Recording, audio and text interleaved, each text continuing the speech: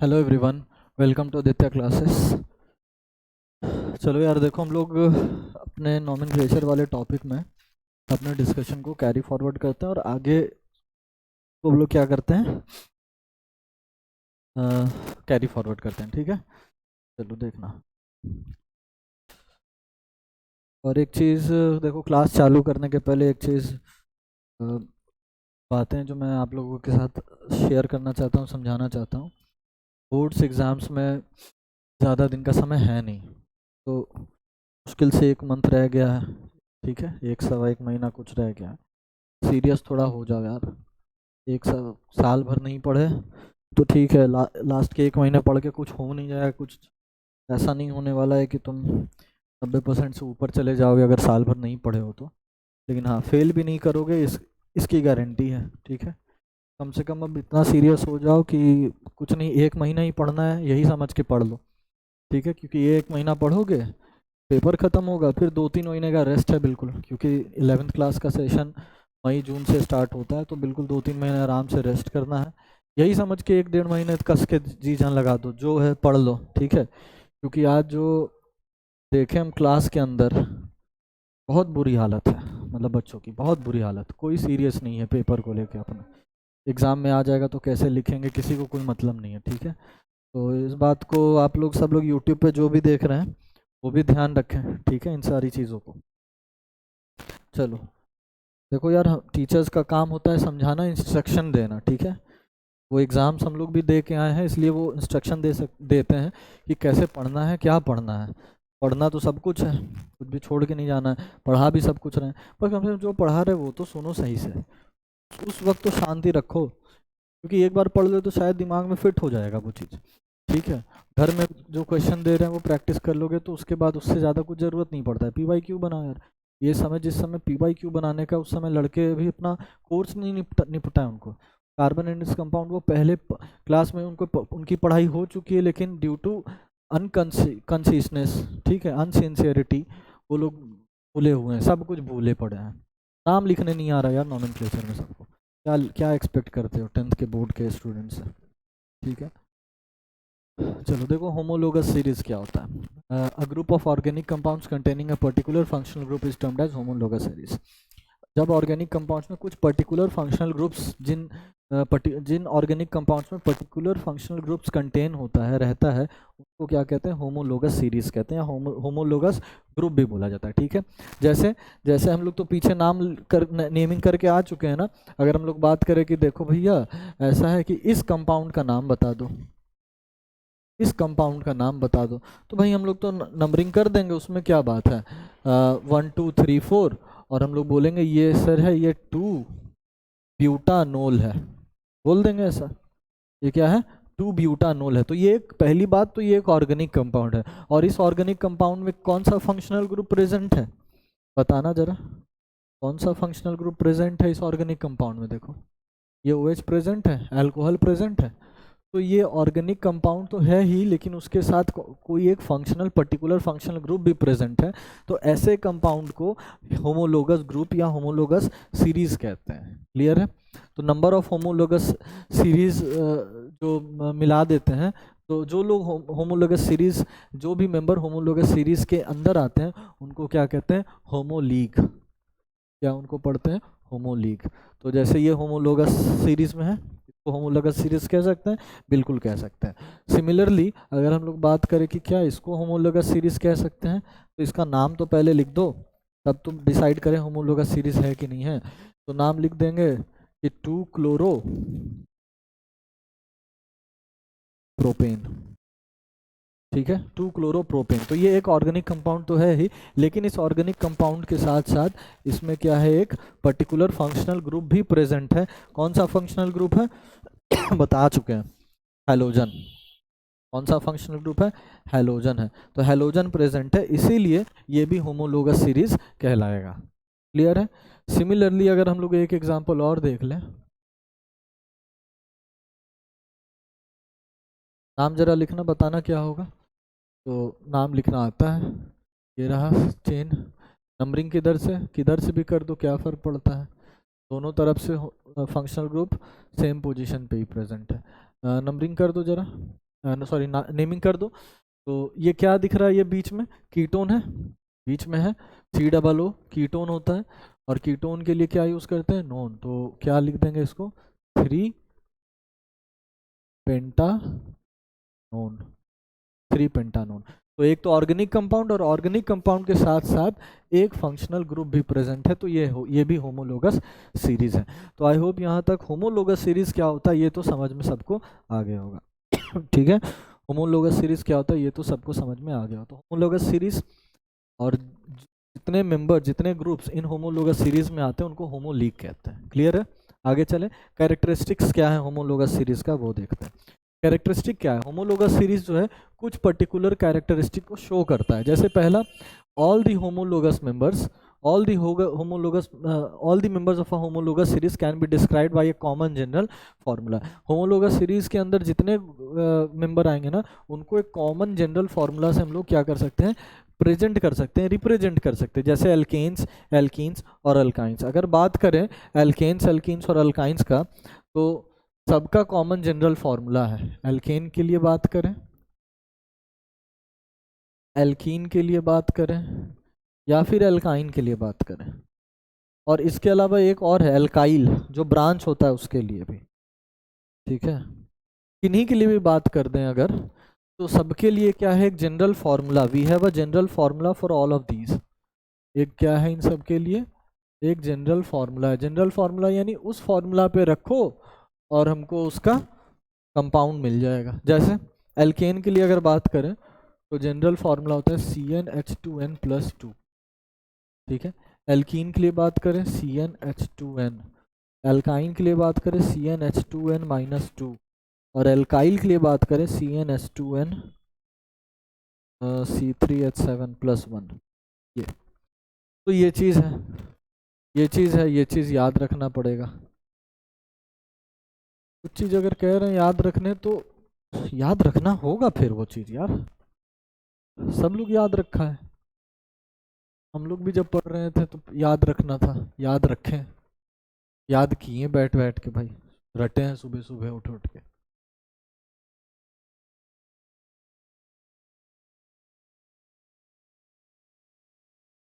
ठीक है, और इधर क्या है, इधर इधर नाम दे दो होमोलोगस सीरीज का। ये कुछ होमोलोगस सीरीज है। क्लियर है। अब अगर एग्जांपल हमको लिखना है, हमको बताना है कि भाई 3 कार्बन चेन के लिए एल्केन लिखो, 3 कार्बन चेन का एल्केन का फॉर्मूला लिखो। तो एल्केन के लिए हम लोग को फॉर्मूला मालूम है CnH2n+2 होता है। एन के जगह कुछ नहीं करो, 3 पुट कर दो, एन के जगह 3 पुट कर दिए, तो ये क्या मिल गया, C3H8 मिल गया। देखो 2n+2 होता है तो 2 × 3+2 C3H8, ये एल्केन के लिए मिल गया, ये एल्केन हो गया। ठीक है, उसी तरीके से हमसे कोई कह दिया कि एल्कीन के लिए पुट बताओ, CnH2n होता है यानी C3H2 × 3 यानी C3H6, ये एल्कीन के लिए होता है, ये एल्कीन के लिए है। ठीक है, सिमिलरली हमसे कोई आगे बोल दिया कि एल्काइन के लिए इसी तरीके से बताओ, तो एल्काइन के लिए CnH2n-2 होता है। तो अगर हम लोग बात करें तो C3H2 × 3 -2, 2 × 3 -2, ये क्या बन जाएगा, C3H 3 दूनी 6 और 2 माइनस हुआ तो C3H4। देख लो, C3H4 को अगर हम लोग ड्रॉ भी करना चाहें तो we can draw it also इस तरीके से। एक हाइड्रोजन यहाँ लगेगा और 3 हाइड्रोजन यहाँ लगेगा। टोटल कितना हाइड्रोजन दिख रहा है, 4 हाइड्रोजन दिख रहा है, फॉर्मूला में भी 4 हाइड्रोजन। ठीक है, क्लियर है, चेक कर लो यार। ठीक है, एक कार्बन का एल्काइन नहीं होता है, ना एक कार्बन का एल्काइन होता है, ना एक कार्बन का एल्कीन होता है। नहीं, एक कार्बन का एल्कीन नहीं होगा, सही होगा, इथेन मीथीन हो जाएगा। ठीक है, चलो आगे चले, समझ में आ गया। तो सारे मेंबर्स एक जनरल कॉमन जनरल फार्मूला से बंधे होते हैं, जो कि देख लिए हम लोग क्या है कॉमन जनरल फार्मूला। अगला सेकंड पॉइंट क्या है, the member of homologous series shows similar chemical properties. ये जितने मेंबर होंगे होमोलोगस सीरीज के अंदर वो सारे का केमिकल प्रॉपर्टीज क्या निकल के आएगा, वो सिमिलर निकल के आएगा, सेम नहीं निकल के आएगा। ये बात पे ध्यान रखना, सेम नहीं बोला है, सिमिलर कहा है, एक जैसा, एक जैसा, ठीक है, मिलता जुलता, सेम नहीं होगा। थर्ड पॉइंट क्या है, फिजिकल प्रॉपर्टीज भी क्या है, फिजिकल प्रॉपर्टीज में रेगुलर वेरिएशंस मिलेगा with increase in molecular mass.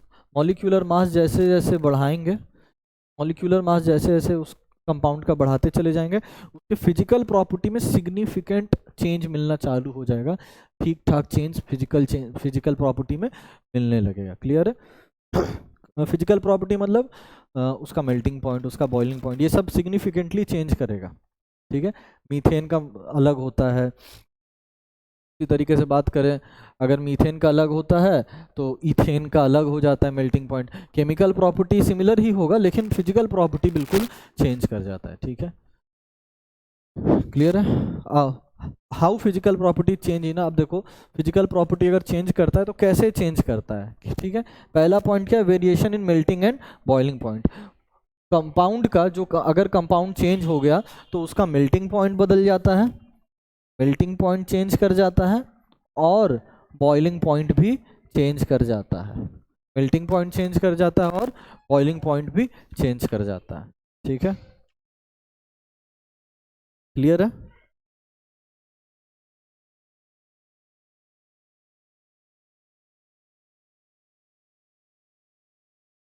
देखो एक बार इसको,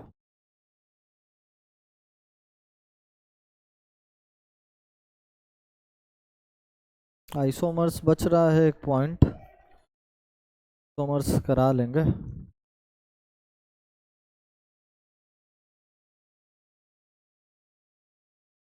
आइसोमर्स करा लेंगे।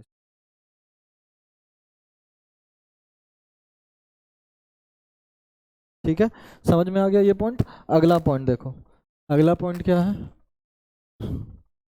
नेक्स्ट पॉइंट है वेरिएशन इन फिजिकल स्टेट्स। अरे वो तो पीछे ही हो गया ना, पहला पॉइंट है variation melting and boiling, boiling and melting point, और दूसरा है variation in physical state. Physical state का मतलब क्या हो गया, solid, liquid, gas. Physical state का मतलब क्या हो जाता है, सॉलिड, लिक्विड और गैसियस फॉर्म में। ठीक है, जैसे अगर हम लोग बात करें, जैसे अगर हम लोग बात करें मीथेन जो होता है, अगर if you talk about methane, अगर हम लोग मीथेन के लिए बात करें ना, CH4 होता है मीथेन, तो मीथेन गैस फॉर्म में प्रेजेंट होता है। मीथेन किस फॉर्म में प्रेजेंट होता है, गैस फॉर्म में प्रेजेंट होता है। ठीक है, उसी तरीके से अगर इथेन की बात करें इथेन भी गैस या लिक्विड फॉर्म में प्रेजेंट होता है। प्रोपेन जो है वो फिर सॉलिड फॉर्म, मतलब कि दूसरे फॉर्म में प्रेजेंट होता है, दूसरे फिजिकल स्टेट में प्रेजेंट होता है। तो फिजिकल स्टेट भी क्या करता है, कंपाउंड का चेंज होते चला जाता है। क्लियर है? समझ लो एक बार, चले आगे, चलो अब देखो, ये कैलकुलेट करने का, ये क्वेश्चन अच्छे से पढ़ो और इसको सॉल्व करते हैं। बोलता है calculate the difference in the formula and molecular masses for. पहले पार्ट के लिए क्या कहा है कि CH3OH है, ये मिथाइल अल्कोहल है, और C2H5OH इथाइल अल्कोहल है। ठीक है, दोनों में मॉलिक्यूलर फार्मूला और मॉलिक्यूलर मासेस में डिफरेंस कैलकुलेट करके दिखा। तो फार्मूला में क्या ही, फार्मूला में तो डिफरेंस दिख ही रहा है, मास में डिफरेंस हम लोग कैलकुलेट कर सकते हैं। अगर हम लोग CH3 के लिए, CH3OH, इसको सबसे पहले कहते क्या है, इसको कहते हैं मीथानोल। इसको IUPAC नोमेनक्लेचर क्या है, मीथानोल। कॉमन नेम इसको कॉमनली मिथाइल अल्कोहल बोलता है। कॉमन नेम क्या होता है, मिथाइल अल्कोहल। ठीक है, अगर इसका हम लोग molecular formula, molecular mass change करें तो कार्बन का कितना होता है, 12 प्लस एक हाइड्रोजन का एक, तो 3 हाइड्रोजन का 1 × 3 प्लस ऑक्सीजन का 16 प्लस एक हाइड्रोजन का एक।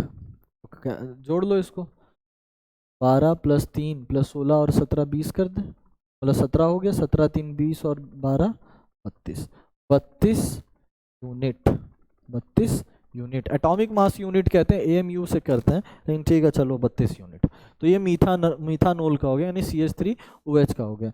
अगर हम C2H5OH का निकाले तो फिर इसको सबसे पहले कहते क्या है, इसका IUPAC नेम होता है इथेनॉल, और यही होता है ड्रिंकिंग अल्कोहल। इसी अल्कोहल को कंज्यूम किया जाता है इथेनॉल को, मीथेनॉल को नहीं कंज्यूम किया जाता है। मीथेनॉल पॉइजनस होता है, मर जाता है, ठीक है, आदमी अगर पी लेगा तो इथेनॉल होता है, यही ड्रिंकिंग अल्कोहल होता है। जो हम लोग अल्कोहल कंज्यूम करता है ना, यही अल्कोहल होता है, ठीक है। तो इसका जनरल नेम, कॉमन नेम क्या है? इथाइल अल्कोहल या सिर्फ अल्कोहल। अगर हम लोग अल्कोहल कह के जो भी मार्केट में अल्कोहल करके नाम से आ रहा है ना, वो यही इथेनॉल होता है, इथाइल अल्कोहल ही होता है, ठीक है। आगे आओ, इथाइल अल्कोहल के लिए फॉर्मूला कैलकुलेट करो। 2 इंटू 1 कार्बन का 12, तो 2 कार्बन का 2 इंटू 12, 5 इंटू 1, और OH का 17 होता है, हमेशा याद रखना। ऑक्सीजन का 16 और हाइड्रोजन का 1, तो वो 17 बन जाता है। इसको अगर जोड़ लें तो 24 + 5 + 17, ठीक है। तो ये हो गया 29 + 17, और ये ऐड हो जाएगा तो कितना बन जाएगा? 46 यूनिट। 46 यूनिट। क्लियर है? हो गया। ये मॉलिक्यूलर मास कैलकुलेट कर लिए मीथेनॉल और इथेनॉल को। मीथेनॉल हल्का है 32 यूनिट, इथेनॉल 46 यूनिट। इसी तरीके से प्रोपेनॉल भी कैलकुलेट हो सकता है उसी तरीके से। अब देखो सेकंड वाले में क्या बोला है, इथेनॉल और प्रोपेनॉल में बताओ क्या डिफरेंस है। थर्ड क्वेश्चन है प्रोपेनॉल और ब्यूटेनॉल में बताओ, ठीक है। 4 कार्बन के लिए ब्यूटेनॉल, सबके लिए कैलकुलेट कर सकते हैं, सबके लिए कैलकुलेट कर सकते हैं। कहता है is there any similarity in these 3, इन 3 में क्या कोई सिमिलैरिटी है? हाँ, एक सिमिलैरिटी है कि ये तीनों में ये जो जितने भी होमोलोगस सीरीज दिख रहा है, ये सब कौन सा फंक्शनल ग्रुप कंटेन कर रहा है? OH, यानी अल्कोहल। ये सब अल्कोहल फैमिली का है। तो एक ही सिमिलैरिटी है कि these all contains same functional group of alcohol, ठीक है। अल्कोहल फंक्शनल ग्रुप कंटेन कर रहा है। सेकंड पॉइंट क्या है? Arrange these alcohols in the order of increasing carbon atoms to get a family, can we call this family of homologous series? Obviously homologous series तो कह ही सकते हैं, क्योंकि ये ऑर्गेनिक कंपाउंड में पर्टिकुलर फंक्शनल ग्रुप प्रेजेंट है, इसीलिए होमोलोगस सीरीज तो कहलाएगा ही कहलाएगा। और इंक्रीजिंग कार्बन एटम्स में इसको अरेंज कर देना। भाई अब देखो ये क्या ही करे बता, देखो इसको यहीं पे कर दे रहे हैं यार, तो बोले छोड़ के सर चले गए आगे। ये सब तुम लोग के करने के लिए आप कैलकुलेट कर दिए। अरेंज करना है इंक्रीजिंग कार्बन एटम्स में, सबसे छोटे वाले को सबसे पहले। तो सबसे छोटा मीथेनॉल होता है, उसमें एक ही कार्बन एटम है, तो CH3OH को सबसे पहले लिखें, ठीक है। इंक्रीजिंग कार्बन एटम्स में लिखना है। उससे ज़्यादा इथेनॉल मिलेगा तो इथेनॉल, उससे ज़्यादा कार्बन एटम प्रोपेनॉल में मिलेगा तो प्रोपेनॉल, और सबसे ज़्यादा कार्बन एटम इन चारों में ब्यूटेनॉल में मिलेगा। ये इंक्रीजिंग ऑर्डर में सजा दी, ये सेकेंड पार्ट है। और उसमें लिख देना yes these are homologous series. ये होमोलोगस सीरीज है। क्यों है होमोलोगस सीरीज भाई? क्योंकि ये एक तो ऑर्गेनिक कंपाउंड है और इनमें एक पर्टिकुलर फंक्शनल ग्रुप कंटेन है। कौन सा फंक्शनल ग्रुप? अल्कोहल। चले आगे। चलो अब देखो सैचुरेटेड एंड अनसैचुरेटेड हाइड्रोकार्बन्स, क्या पढ़ नहीं चुके हैं? इतना कुछ पढ़ के आ गए, यही बचा हुआ। देखो सैचुरेटेड अनसैचुरेटेड हाइड्रोकार्बन्स किसको कहते हैं? हाइड्रोकार्बन्स वो कंपाउंड होता है जिनमें क्या हो प्रेजेंट, कार्बन प्रेजेंट हो और हाइड्रोजन प्रेजेंट हो, इसीलिए उनका नाम है हाइड्रोकार्बन्स। कार्बन और हाइड्रोजन, इसके अलावा कुछ भी नहीं, इसके अलावा कुछ भी नहीं, फंक्शनल ग्रुप भी नहीं, तो उनको हाइड्रोकार्बन्स कहते हैं। तो hydrocarbons are the simplest organic compound, ये सबसे सिंपलेस्ट ऑर्गेनिक कंपाउंड्स होते हैं जिनमें क्या प्रेजेंट होता है, जिनमें सिर्फ कार्बन और हाइड्रोजन प्रेजेंट होता है। इसीलिए ऐसे कंपाउंड्स को हाइड्रोकार्बन कहते हैं। क्या कहते हैं? हाइड्रोकार्बन कहते हैं, ठीक है। तो यही हाइड्रोकार्बन को हम लोग 2 पार्ट में बांट दिए हैं। अब ये चीज़ पढ़ा हुआ है, लेकिन फिर भी देखो, फिर से आ गया तो फिर से पढ़ लो। सैचुरेटेड हाइड्रोकार्बन, सैचुरेटेड हाइड्रोकार्बन, और दूसरे वाले को कहते हैं अनसैचुरेटेड हाइड्रोकार्बन। अब एक बार हम रिकॉल करा देंगे तो याद हो जाए कि हाँ ये तो पढ़ क्या है। सैचुरेटेड कार्बन कंपाउंड्स और अनसैचुरेटेड कार्बन कंपाउंड्स पढ़े हैं कि नहीं पढ़े हैं? पढ़े हैं। तो ये हाइड्रोकार्बन आ गया। सैचुरेटेड हाइड्रोकार्बन किसको कहते हैं? एल्केन को। इसको कहते हैं एल्केन को सैचुरेटेड हाइड्रोकार्बन कहते हैं, हाइड्रोकार्बन्स कहते हैं। और एल्कीन और एल्काइन को अनसैचुरेटेड कहा जाता है। पढ़ा हुआ है कि नहीं पढ़ा हुआ है? एल्कीन और अल्काइन को अनसैचुरेटेड हाइड्रोकार्बन्स कहते हैं। क्लियर है? तो सैचुरेटेड हाइड्रोकार्बन्स क्या, hydrocarbons in which all carbon atoms are bonded to each other by single covalent bonds. किसमें होता है भाई, एल्केन में ही तो होता है, उनको सैचुरेटेड हाइड्रोकार्बन्स कहते हैं। और जिसपे डबल या ट्रिपल कोवैलेंट बॉन्ड होता है उसको क्या कहते हैं, अनसैचुरेटेड हाइड्रोकार्बन्स। यानी कि इसका एग्जाम्पल क्या है, alkene and alkyne, alkene and alkyne. और इसका एग्जाम्पल क्या है, एल्केन। पीछे पढ़ के आए हैं, नया चीज थोड़ी ना, ठीक है। चले, अब एल्कीन्स क्या होता है, एल्कीन वो होता है ऐसा हाइड्रोकार्बन्स होता है जिसमें क्या प्रेजेंट हो, डबल दो कोवैलेंट प्रेजेंट हो, डबल कोवैलेंट प्रेजेंट हो, उनको एल्कीन्स कहते हैं। तो an unsaturated hydrocarbons in which 2 carbon atoms are bonded by a double bond is called an alkene. Alkene का जनरल फार्मूला पीछे लिख दिए थे, यहाँ पे लिख लो, नो इशू विद दैट, पीछे तो लिख ही चुके हैं लेकिन फिर भी यहाँ भी लिख लो, CnH2n, CnH2n ये होता है मेरा एल्कीन का जनरल फार्मूला। और अगर हम लोग एल्केन का जनरल फार्मूला बात करें तो आगे आ जाएगा शायद से, एल्केन का जनरल फार्मूला पीछे लिख चुके हैं। ये एल्काइंस क्या, ट्रिपल बॉन्ड भाई, और इसका जनरल फार्मूला क्या होता है, CnH2n-2, एल्काइन का CnH2n-2। और अगर हम लोग बात करें एल्केन का जनरल फार्मूला CnH2n+2। अब देखो ये चीज़ बता चुके हैं पीछे भी, फिर से लिख रहे हैं, मेरा ही फायदा है ना, हमको याद हो जाएगा अच्छे से, और याद हो गया, ऐसे ही याद होगा, बार बार लिखते लिखते याद होगा। तो एल्काइन का जनरल फार्मूला CnH2n-2, एल्केन का CnH2n+2, और एल्कीन का CnH2n। क्लियर है। अल्काइल का भी लिख सकते हो, लिखवा तो चुके ही हैं, फिर से देखो यहाँ फिर से लिख दे रहे हैं भाई,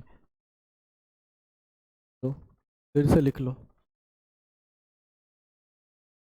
एल्काइल ग्रुप, जो हम लोग ब्रांच होता था ना एल्काइल होता है CnH2n+1।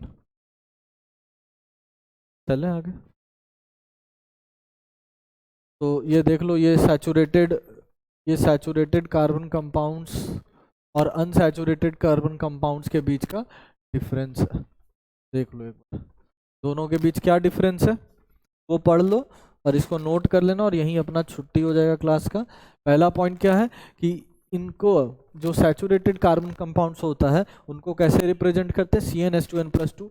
ऑब्वियसली एल्केन है तो CnH2n+2, जबकि अनसैचुरेटेड हाइड्रोकार्बन्स को दो होता है, एक एल्कीन होता है और एक एल्काइन होता है। तो एल्काइन को CnH2n, ये माइनस कर लेना, प्लस लिखा है, ठीक है। तो एल्कीन को CnH2n से रिप्रेजेंट करते हैं, और एल्काइन का फार्मूला, कॉमन फार्मूला क्या होता है, CnH2n-2, तो वो लिख दिए। सेकंड पॉइंट क्या है, they do not decolourise bromine water और KMnO4। KMnO4 को क्या कहते हैं, यहाँ देखना, KMnO4 को कहते हैं पोटेशियम पर मैग्नेट। क्या कहते हैं, पोटेशियम पर मैग्नेट, पोटेशियम पर मैग्नेट। और इसको जब पानी में डालते हैं ना तो पिंकिश कलर मिलता है, पर मैग्नेट, ठीक है, पर मैग्नेट। और इसको जब वाटर में डालते हैं तो कौन सा कलर मिलता है हमको, इसको वाटर में डालने के बाद कौन सा कलर मिलता है, पिंक कलर मिलता है। कौन सा कलर, पिंक कलर, ठीक है। तो एल्केन क्या होता है, सैचुरेटेड हाइड्रोकार्बन्स क्या होता है, तो इस पोटेशियम पर मैग्नेट को, KMnO4 को या ब्रोमीन वाटर को, KMnO4 या ब्रोमीन वाटर को डीकलराइज नहीं कर सके, यानी कि पिंक कलर इसका नहीं हटा सके, ठीक है। तो वैसे कंपाउंड सैचुरेटेड कंपाउंड होते हैं, और जो डीकलराइज कर दे इसको वो अनसैचुरेटेड, ठीक है। और थर्ड और last part, they burn in air with non smoky flame. ये एयर में बर्न करेगा तो इसके बर्निंग के समय स्मोक नहीं निकलेगा, धुआं नहीं निकलता है, नॉन स्मोकी होता है। और ये जब बर्न करता है तो स्मोकी फ्लेम के साथ बर्न करता है। यही तीन डिफरेंस है। अगर आ जाएगा सैचुरेटेड हाइड्रोकार्बन्स और अनसैचुरेटेड हाइड्रोकार्बन्स के बीच में डिफरेंस लिखने, यही 3 पॉइंट लिख के आ जाना, यही 3 पॉइंट लिख के आ जाना, इससे ज़्यादा कुछ नहीं लिखना है, ठीक है। अब ये तो बता चुके हैं, लेकिन फिर भी चलो, अब इसके आगे जो भी डिस्कशन होगा ना अपन अगले क्लास में करेंगे। तब तक के लिए यार फिर से एक बार बोलेंगे यही कि रिवीजन करते रहो, जो भी पढ़ाया गया है उसको पढ़ो, टाइम नहीं है। और देखो बोर्ड में एक बार अगर फेल कर गया ना बहुत परेशानी है आगे फिर, ठीक है। तो ये मत ही करो कि 10th दोबारा पढ़ना पड़ जाए, पता चले तुम्हारे सब दोस्त लोग आगे पहुंच गए, 11th पास कर रहे हैं और तुम अभी 10th में ही लटके हो। तो इसलिए थोड़ा सा सीरियस हो जाओ, सवा एक महीना मान के चलो बचा है टाइम, थोड़े अच्छे से सीरियस होके पढ़ लो, क्योंकि यहाँ क्लास में जहाँ हम पढ़ा रहे हैं ना, वहाँ की हालत बहुत गंभीर है, बहुत ख़राब है। और आज वही देख के मुझे घबराहट हुई, मैंने सोचा चलो आप लोग से भी ये बात शेयर कर दूँ। अगर पढ़ रहे हो तो थोड़ा सा सीरियसली पढ़ लो, बाकी तो फिर राम भरोसे, फिर तो भगवान जी कराएंगे ही। भगवान जी भी उन्हीं का मेहनत करते हैं ना, जो अपना मेहनत खुद करते हैं पहले। ठीक है, चलो फिर मिलते हैं अगले वीडियो में, तब तक के लिए थैंक यू वेरी मच, जय हिंद।